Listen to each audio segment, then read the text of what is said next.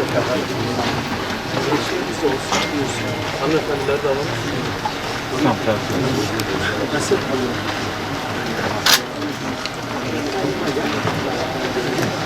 Anlaşıldı. Kadın kolları var.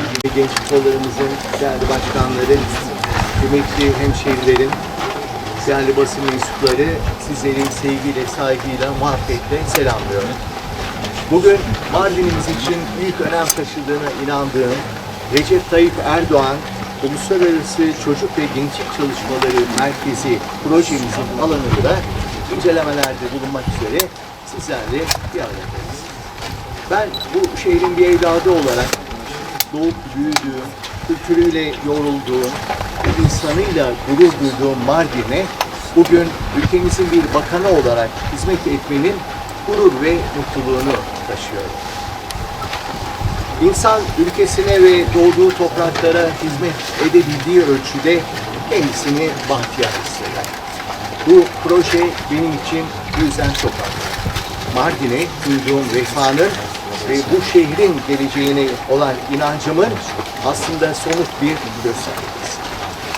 Bizler görevlerimizi yürütürken sadece bugünü değil, geleceği ve nesillerimizi de düşünmek zorundayız.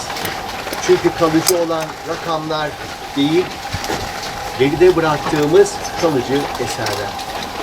Mardin'imizde altyapı hizmetleri, yollar, köprüler Sayın Valimizin liderliğinde başarılı bir şekilde yürütülüyor. Elhamdülillah. Bunda bir sıkıntımız yok.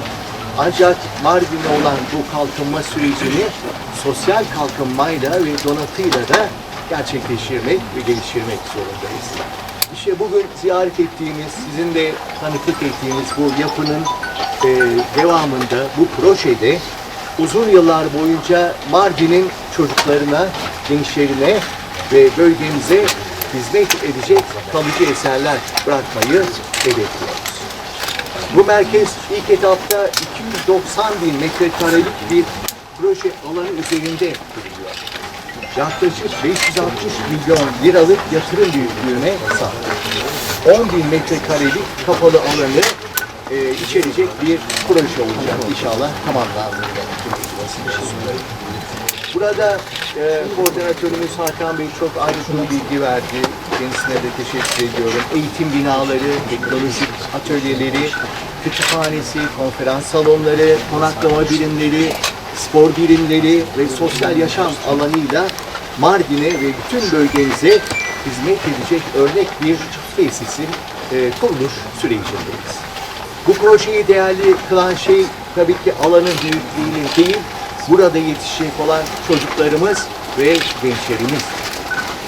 Bir ülkenin en büyük zenginliği yetişmiş insan kaynağı.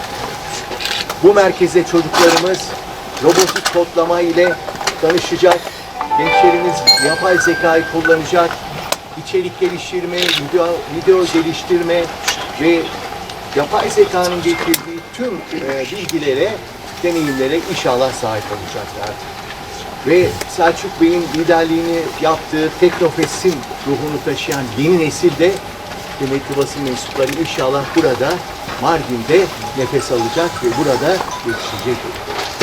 Aynı zamanda kişisel eğitim gelişimlerinden yabancı dil eğitimlerine kadar burada çocukların eğitim almalarına destek verilecek. Tarım alanındaki uygulama merkezleri, sosyal ve sportif faaliyetlere kadar çok geniş bir yelpazede çocuklarımız geleceğe yönelik neyi istiyorlarsa, hangi alanda kendilerini geliştirmek ve yetiştirmek ve beceri sahibi olmak istiyorlarsa o alanda hizmetlerimizi kıymetli valimizin koordinatörlüğünde hep birlikte çocuklarımıza ve gençlerimize sunacağız. Biz istiyoruz ki Mardin'den bilim insanları, mühendisler, girişimciler, akademisyenler, sporcular ve ülkesine değer katan gençler yetişsin. Yine bu toprakların evladı, kıymetli bilim insanı, Nobel ödüllü Profesör Doktor Aziz Sancarlar yetiştirmeye devam etsin. Zira Türkiye yüzyılının en güçlü sermayesi iyi yetişmiş gençler olacak.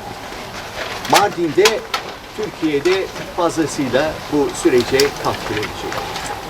Binlerce yıllık medeniyet birikimine sahip bu şehir, bilimde, teknolojide, girişimcilikte ve gençlik çalışmalarında örnek gösterilen şehirlerden birisi haline geleceğine inanıyorum.